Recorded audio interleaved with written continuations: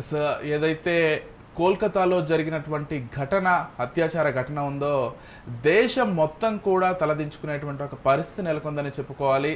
ఒక వైద్యురాలిపై ఆన్ డ్యూటీలో ఉన్నప్పుడు, అది కూడా దేశంలోనే ఒక సుప్రసిద్ధమైనటువంటి హాస్పిటల్లో జరిగినటువంటి అత్యాచార ఘటన ఏదైతే ఉందో, అంటే అసలు మొత్తంగా అటు కేవలం వైద్యులు మాత్రమే కాదు, దేశంలో ప్రతి ఒక్కరూ కూడా వాళ్ళ గళం వినిపిస్తున్నారు. దీనికి సంబంధించి ఖచ్చితంగా బాధితురాలికి న్యాయం జరగాలి, ఎవరైతే ఈ నేరం చేశారో వాళ్ళకి శిక్ష పడాలి, అది కూడా కఠినమైనటువంటి శిక్ష పడాలి. భవిష్యత్తులో ఈ విధంగా ఎవరైనా ఆలోచించడానికి సైతం జంకేలా శిక్ష పడాలంటూ ఇప్పటికే దేశవ్యాప్తంగా నిరసనలు కూడా వెల్లువెత్తుతున్నాయి. అయితే ఈ అత్యాచార ఘటనలో అనేకమైనటువంటి సంచలన విషయాలు కూడా వెలుగు చూశాయి. ఏదైతే అటాప్సీ రిపోర్ట్లో ఒక్కసారి కాదు, అంటే మల్టిపుల్ టైమ్స్ అత్యాచారం జరిగినట్లుగా అందులో వెల్లడైంది. దాంతో పాటుగా శరీరం మొత్తం మీద 14 గాయాలు ఉన్నట్లుగా, ఇంటర్నల్గా బ్లీడ్ అయినట్లుగా కూడా ఈ రిపోర్ట్లో తెలిసింది. దీంతో పాటుగా తల భాగానికి సంబంధించి మెడ, చేతులు, ప్రైవేట్ భాగాల్లో కూడా గాయాలైనట్లుగా తెలుస్తోంది. ఊపిరితిత్తుల్లో ఆమె బ్రతికుండగానే తీవ్ర రక్తస్రావం అయినట్లుగా కూడా ఈ అటాప్సీ రిపోర్ట్లో అయితే బయటపడింది. అంటే ఎంత పాశవికంగా వాళ్ళు వ్యవహరించారో ఈ మొత్తం పోస్ట్ మార్టం రిపోర్ట్ని చూస్తే మనకు క్లియర్గా అర్థమవుతుంది. మరి ఇటువంటి వాళ్ళని ఇప్పటి వరకు కూడా పూర్తి స్థాయిలో అరెస్ట్ చేయలేదు, కేవలం ఒకరిని మాత్రమే అరెస్ట్ చేశారు. ఇంకా విచారణ సాగుతోంది. ఇంకెన్ని రోజులు విచారణ అంటూ తల్లిదండ్రులు ఆవేదన వ్యక్తం చేస్తున్నారు. అసలు ఆ కేసులో ఏం జరుగుతోంది? ఈరోజైతే సుప్రీంకోర్టు దీనికి సంబంధించి విచారించనుంది. ఈ కేసును చీఫ్ జస్టిస్ చంద్రచూడ్ స్వయంగా త్రిసభ్య ధర్మాసనం ద్వారా ఆయనే ఈ కేసును అయితే విచారించనున్నారు. ఈ అంశానికి సంబంధించి దీంతో పాటుగా మరిన్ని అంశాలకు సంబంధించి మనతో పాటు చర్చించడానికి మా పొలిటికల్ ఎడిటర్ అరవింద్ కొల్లి గారు సిద్ధంగా ఉన్నారు. వారిని అడిగి మరిన్ని విషయాలు క్షుణ్ణంగా తెలుసుకునే ప్రయత్నం చేద్దాం.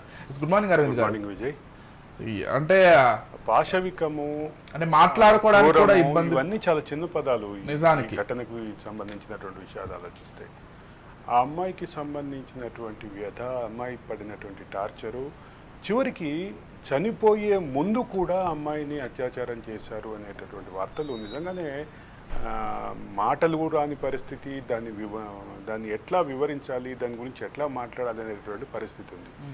నిజంగానే ఎంత బాధాకరం అంటే ఆ అమ్మాయి పైన మల్టిపుల్ టైమ్స్లో రేప్ జరగటం, మల్టిపుల్ టైమ్స్లో రేప్ జరగటంతో పాటు సాడిస్టిక్గా బిహేవ్ చేసినటువంటి పరిస్థితి, ఆమెను హింసించినటువంటి విధానం, ఆమె శరీరాన్ని గాయపరిచినటువంటి విధానం, ఇక మనసుకు తగిలినటువంటి గాయాల గురించి మనం మాట్లాడుకోవాల్సిన అవసరమే లేదు. ఆమె శరీరాలకు తగిలినటువంటి గాయాలకి సంబంధించినటువంటి రక్తస్రావం జరుగుతుంటే కూడా ఆ అమ్మాయి మీద జరిగినటువంటి అంటే అంతర్గత రక్తస్రావం, శరీర భాగాల్లో అంతర్గతంగా ఊపిరితిత్తుల్లో, మిగతా భాగాల్లో అంతర్గతంగా జరిగిన రక్తస్రావం, బహిరంగంగా జరిగినటువంటి రక్తస్రావం. ఒక వీడియో సర్క్యులేట్ అవుతుంది, ఆ అమ్మాయి చివరి దశలో ఉన్నటువంటి వీడియో.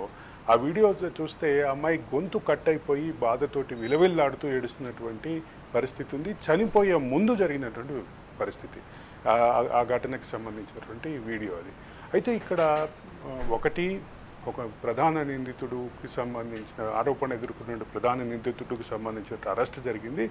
అతను విచారణ సందర్భంగా ఒకదాంతో ఒకటి పొంతన లేని సమాధానాలు ఇస్తున్నటువంటి నేపథ్యంలో సుప్రీంకోర్టుకి వెళ్ళింది సిబిఐ, కలకత్తా హైకోర్టుకి వెళ్ళింది సిబిఐ కలకత్తా హైకోర్టుకు వెళ్ళిన నేపథ్యంలోనే పాలిగ్రాఫ్ టెస్ట్కి అనుమతించారు.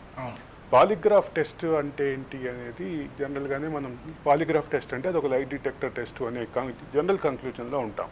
కానీ ఎటువంటి ఔషధాలు ఇవ్వకుండా కేవలం కౌన్సిలింగ్ ద్వారా చేసే టెస్ట్నే పాలిగ్రాఫ్ టెస్ట్ అంటారు. అయితే పాలిగ్రాఫ్ టెస్ట్ జరిగే సమయంలో రక్తపోటుని, ఊపిరి తీసుకునే విధానాన్ని గమనించడానికి కొన్ని పరికరాలు అమర్చి ఒక సుదీర్ఘమైనటువంటి సైకాలజిస్టులు ఉంటారు. ప్రశ్నలు వేయటానికి ఒక క్రోనలాజికల్ ఆర్డర్ ఫిక్స్ చేసుకుంటారు.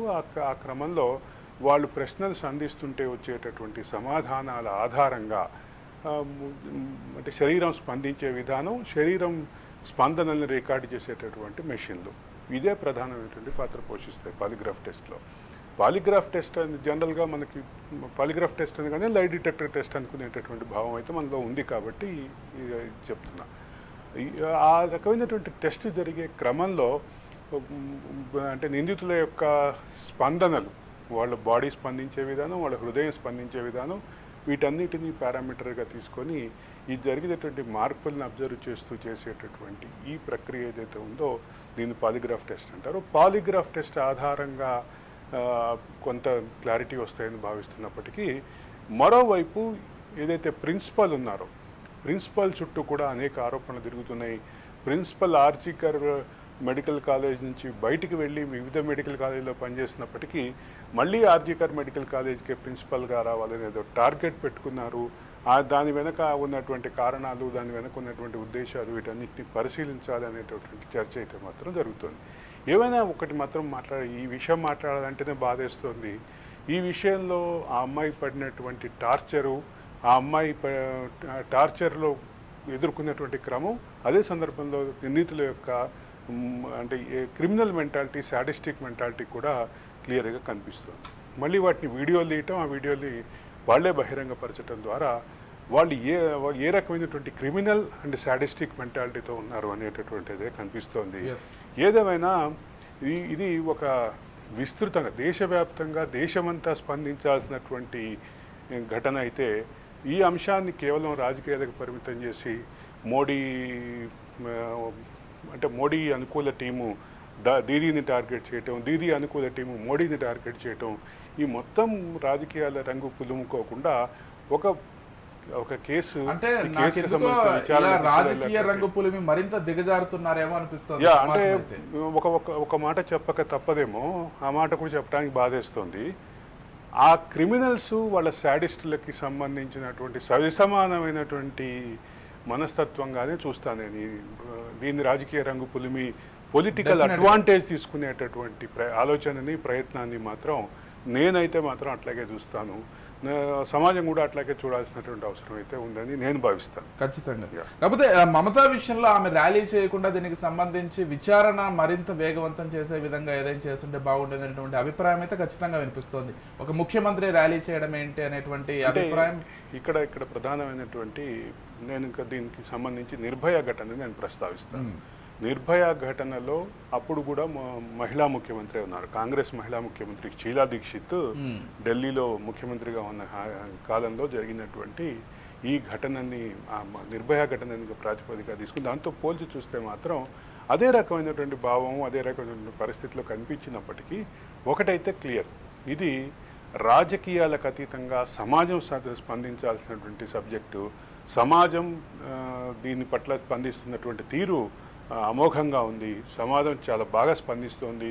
సమాజంలో ఉన్నటువంటి వివిధ వర్గాలు, ముఖ్యంగా మెడికల్ ఫ్యాటర్నిటీ వర్గాలు, మెడికోలు కానీ, డాక్టర్లు కానీ, మెడికల్ ప్రొఫెషన్లో ఉన్నటువంటి, మెడికల్ అలైడ్ ప్రొఫెషన్లో ఉన్నటువంటి వాళ్ళు కానీ ఈ విషయంలో స్పందిస్తున్నటువంటి తీరైతే నిజంగా అభినందనీయం.